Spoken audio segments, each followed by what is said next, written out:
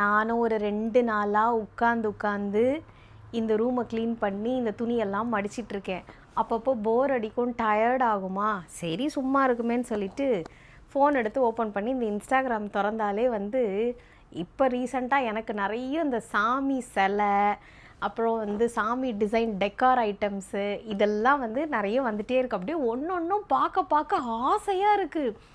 இது சூப்பராக இருக்குது, இது சூப்பராக இருக்குது, இது வச்சா நல்லா இருக்கும்ல, இது வச்சா நல்லா இருக்கும்லன்னு பார்க்குறேன்.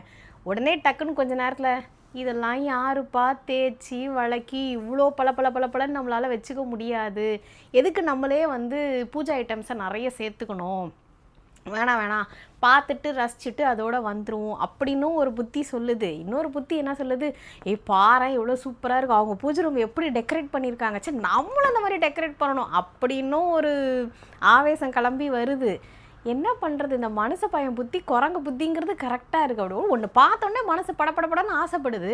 கொஞ்ச நேரம் கழித்து ஒரு 5 நிமிஷம் கழித்து அதுக்குள்ளே இருக்கிற கான்சிக்வன்ஸ்லாம் யோசிச்சோன்னு வச்சுக்கோங்களேன், இல்லை பரவாயில்ல வேணாம் அப்படின்னும் தோணுது. இக்கரைக்கு அக்கறை பச்சை.